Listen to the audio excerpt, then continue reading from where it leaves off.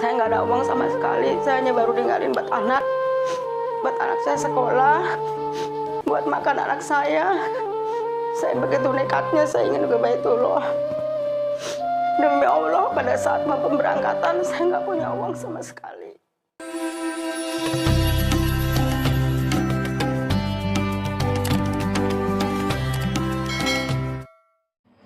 Assalamualaikum warahmatullahi wabarakatuh. Saya Apri Purwanti, asli dari Solo tapi tinggal aku di Kuningan. Selamat pagi sobat-sobat di seluruh tanah air. Di sini saya mencoba mau bikin video tentang diri saya sendiri. Jadi saya ingin berbagi cerita atau berbagi pengalaman ketika pertama kali saya bisa umroh, saya bisa ke Baitullah. Jadi gini sobat-sobat semua, ketika pertama kali saya mendengar kata Baitullah, sebenarnya kalau umroh atau haji itu sudah dari zaman dulu banget. Waktu itu saya usia masih muda, uang masih banyak teman yang menawari untuk mengajak saya berumroh, bahkan berhaji ya. Saya waktu itu 2005 itu sudah mendaftar haji, tapi entah kenapa karena hati saya mungkin masih terlalu berpikir sifatnya keduniawian. Pada saat itu sudah mendaftar pun saya bisa gagal gitu. Karena apa sobat? Belum tersentuh, karena pada saat itu dengan usia saya masih muda, saya usaha, kata orang itu menurut saya itu lagi bagus-bagusnya. Jadi ketika mendengar kata Baitullah, ketika mengajak ajakan ke Baitullah, biasa saja. Tidak ada yang terkesan atau tidak ada yang membuat saya langsung menangis atau membuat saya itu kepingin buru-buru ke sana gitu. Jadi ketika teman menawari, nanti aja lah, saya masih muda dan uang saya banyak, tinggal daftar. Itulah salah satu kebodohan, atau ya mungkin kalau dibilang saya tidak begitu mementingkan atau tidak peka bahwa sebenarnya itu suatu pengalaman religi yang luar biasa. Jadi sobat saya semua, teman-teman saya semua, seandainya saat ini atau mungkin besok atau lusa ada yang mengajak ke Baitullah, itu adalah suatu anugerah yang luar biasa. Setiap mengingat kejadian itu, di situ saya selalu review ke belakang bahwa bagaimana sih caranya perjuangan saya bisa ke Baitullah pertama kali itu sungguh sangat luar biasa. Bagi yang sudah niat, sudah punya uang, kalau saya menyarankan mumpung masih muda, mumpung masih kuat, mumpung ada biaya, jadi menurut saran saya segeralah ke Tanah Suci atau ke Baitullah. Kalau belum bisa berhaji dengan waktu yang terlalu panjang, bisa sobat-sobat bisa berumroh dulu. Jadi saya ingin cerita sedikit. Ketika saya pertama kali mau umroh itu perjuangannya sangat luar biasa. Tetapi di situ saya punya keyakinan bahwa ketika kita mau, ketika kita ingin, saya pasti bisa. Tentukan tanggal, itulah kuncinya.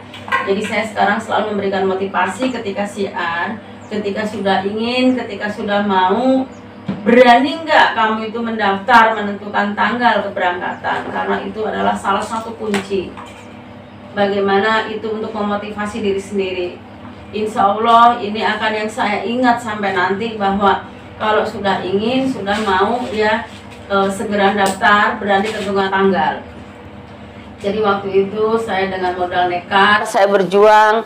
Bagaimana saya jualan keliling untuk bikin paspor aja, bagi saya itu luar biasa berat. Saya harus ngumpulin uang dulu untuk bisa bikin paspor. Nah, setelah saya bisa bikin paspor, itu pun belum ada jawaban bahwa saya itu bisa berangkat umroh atau belum. Tetap saya menunggu, dan tetapi saya punya keyakinan bahwa setiap berdoa itu saya bilang bahwa saya harus bisa ke Baitullah di Oktober itu gitu. Jadi saya kenceng banget ngedoa itu bahwa apapun yang terjadi, saya pokoknya 19 Oktober harus ikut terbang. Padahal uang belum ada, sama sekali belum ada. Bahkan buat paspor pun saya harus berjuang begitu. Nah, terus pada hari yang ditentukan, saya terus terang ya teman-teman, saya ikut pembiayaan lewat Amitra Syariah. Jadi waktu itu saya saking kangennya, saking kepengennya saya itu memakai Amitra Syariah. Jadi seandainya saya dengan pembiayaan aja bisa umroh, bagi saya itu sudah bersyukur banget. Karena pada saat itu kalau cash itu nggak mungkin ya gitu. Terus bagaimana saya bisa ke Baitullah itu, pada saat itu kan saya hanya jualan ya. Jadi pokoknya intinya gini ya, apa yang membuat saya itu rasanya nggak mungkin itu bisa mungkin. Dan karena apa, ketika mau ada inian dari perbankan, mau dari pihak pembiayaan Amitra Syariah, waktu itu saya ingat betul kata Pak Rahmat harus di BI checking. Dan ini pun menurut saya adalah suatu keajaiban. Mungkin teman-teman mau percaya apa tidak, ini adalah fakta, ini kenyataan.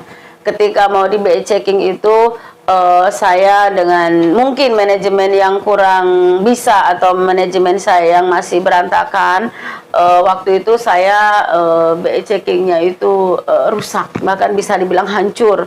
Karena dengan saya tidak bisa mengontrol pada saat saya waktu usaha gitu ya. Tapi dengan keajaiban subhanallah, entah mengapa saya dinyatakan lolos BI checking. Nah, di situ saya tambah semangat, ditambah bahwa ini rasanya Allah sudah mengizinkan saya ke Baitullah.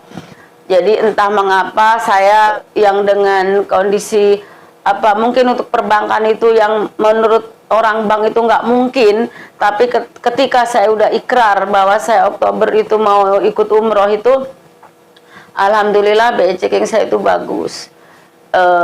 Boleh dibilang entah bagus dari mana, yang jelas saya lolos. Entah itu pertolongan langsung dari mungkin bisa dari travel kami, atau mungkin juga dari yang jelas itu adalah Allah tuh sudah mengizinkan saya berkunjung ke Baitullah gitu. Jadi perjalanannya sangat luar biasa. Akhirnya saya dengan semangat saya jualan untuk bikin paspor.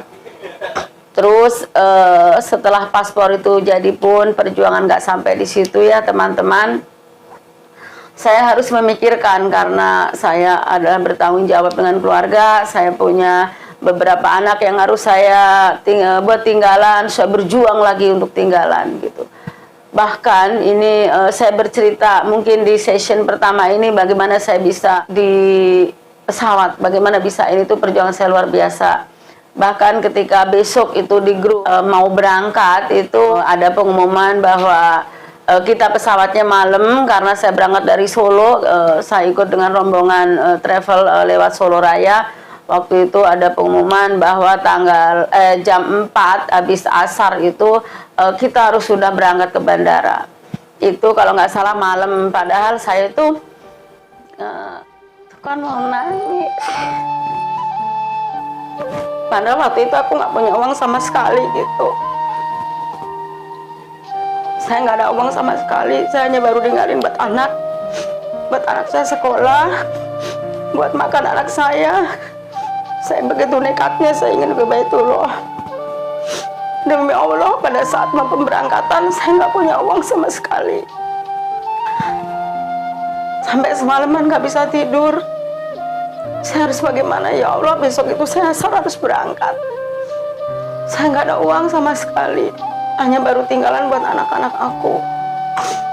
Karena akan ditinggal 10 hari. Akhirnya aku pagi-pagi, aku malamnya bikin dagangan. Pagi-pagi aku jualan. Jualan waktu itu mungkin semua orang nggak ada yang tahu. Bahkan aku jualan itu udah jam 8 pagi itu baru dapat uang 50.000. Baru dapat uang 50.000 sampai jam 1 itu dapat uang 300.000.